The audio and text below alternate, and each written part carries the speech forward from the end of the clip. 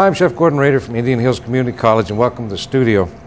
Today we're going to talk about fresh herbs, something that now if you go to Walmart or Hy-Vee or any place locally, you can find just about everything that we've got here. And I really wanted to introduce you to something fresh because I know most of you probably have a pantry at home with dried herbs, maybe a half-inch left, and they've been there since 1982. You probably should throw them out. And I don't know, I love fresh herbs rather than the dried. Now, what's the difference? Dried herbs have more intensity, okay? You don't use as much, but there's something about the fresh aromatic quality of a fresh herb that's going to make a big difference to your meal. So let's start over here with something that you all are familiar with is oregano. And so pizza, spaghetti, you know, those some Hispanic ingredients are going to call for oregano, but this is actually from the Mediterranean. And it's actually a relative of mint. Marjoram is going to be related because the kids always ask me, what's marjoram? I don't know, you know, we don't use it. Marjoram is just kind of a milder type of oregano. But this has a really nice oregano. I mean, that's what you get. You just know that smell because it's normally strong, especially if it's dried. But the way to use this, just take the leaves off of the stem, okay? And you can throw them in. Actually, what I do with my spaghetti sauce at home, I'm making a gravy, we call it a gravy, with tomato sauce, is just throw the whole thing in there so I can pick it out, okay, all in one piece at the end. But it can be frozen. Any of these can be frozen. Or you can hang them upside down and let them dry. Tarragon.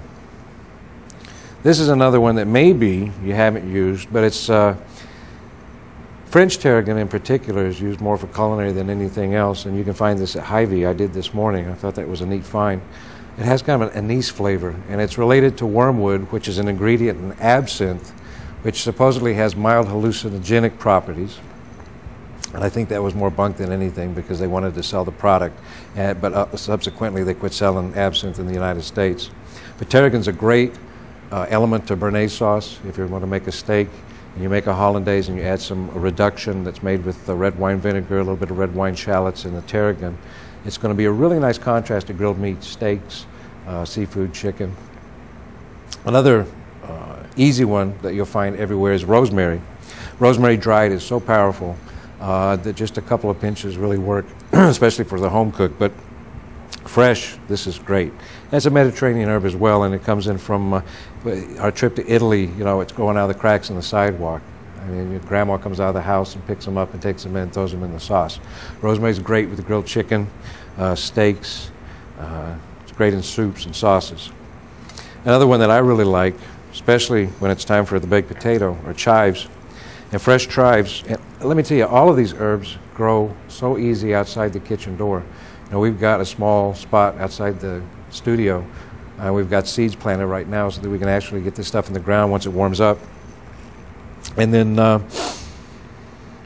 you can go out and pick what you need. You know, you don't have to pick the whole thing, just day to day, just what you need. So it's kind of fun. As you walk out your kitchen door, the smells, the aromatics hit you in the face on a nice warm summer morning. It's fantastic. These are great chopped up chives, bacon, sour cream, butter, and the baked potato. Great with scrambled eggs too. I just chop them up and add in my scrambled eggs, a little bit of heavy cream. Let's see, something else that's really familiar that's Italian, basil, which is actually, basil is from Asia and migrated its way into Italy and the Mediterranean regions a long, long time ago. Basil is very aromatic and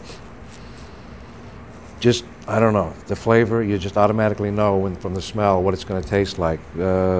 Licorice, lemony, zesty, a lot of different forms of it too. Purple ruffle, there's a Thai basil because it's a big ingredient in Thai cuisine and other Asian foods as well. And a lot of it available locally. Des Moines you're going to find a lot more because there's a huge Asian community there as well as a Hispanic community, so you're going to find a lot of neat things that you might not find here. Bay laurel, and these are just dried bay leaves on the stem. These are going to come from the Mediterranean. Bay laurel's common. It goes back a long, long time. They've been using them in soups and stocks and sauces forever. Adds a nice touch, a nice flavor to just about anything. Not too overpowering. You know, I use 3 or 4 in my pasta sauce as well. So Italian food, French food, Russian, German. Let's see, here's one that you might not have seen, and this is watercress.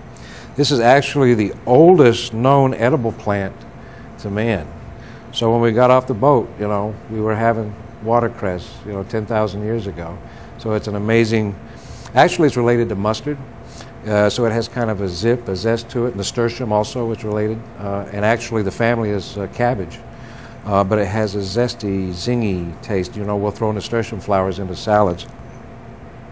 This is great for soup. We do a watercress soup from time to time that we actually do a chicken stock and then heavy cream reduction, and we cook all that down, and then we take the watercress and chop it up and then add it the last minute and then puree it either in a blender or with a hand immersion blender.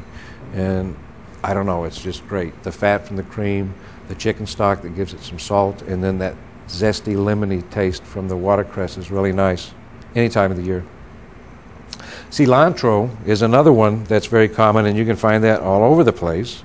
And most people think, well, that's, you know, something that's Hispanic, but actually it's Asian. It comes from Asia. And just so many things actually came from that great country. And so many years ago, the spice trail, if you think about it, you look back to your history. Cilantro, the leaves, are great for Asian condiments. It can go into a Vietnamese pho. Okay, it can go into a Mexican salsita, pico de gallo. Okay, so diced onions and jalapenos, cilantro and tomatoes, a little bit of garlic and lime. The seeds are called coriander, and those are ground to make a spice.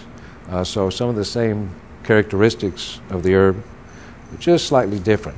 And then my favorite, and I save it for last, is thyme. Thyme, and I don't know, I can't explain how it tastes, but it's one of the most amazing herbs ever. It's also a warm weather Mediterranean herb. The leaves and the stem, I just throw the whole thing in whatever I'm cooking, and it can be a soup with chicken. It's amazing. With steak, it's incredible. I actually like to just dice it up really fine, chop it up really fine, and add it to salt and pepper. So when I sprinkle, I call it a try-mix. In the industry, we call it a try-mix, and just put it on everything. Scrambled eggs, bacon, toast, sausage, gravy, you know. I don't know, it's a really deceptive flavor. You can't put a thumb on it, but it's very, very good. So, and these are just a few of the things that you can find in the store. And I hope you'll go out and actually make an attempt to try 2 or 3 of them. They're very inexpensive, and maybe actually you'll start planting some seeds and have a year-round garden, because a lot of these are perennials. They'll come back year after year. Even the annuals will drop their seeds and they'll come back. So hope you enjoyed this, and we're glad to have you.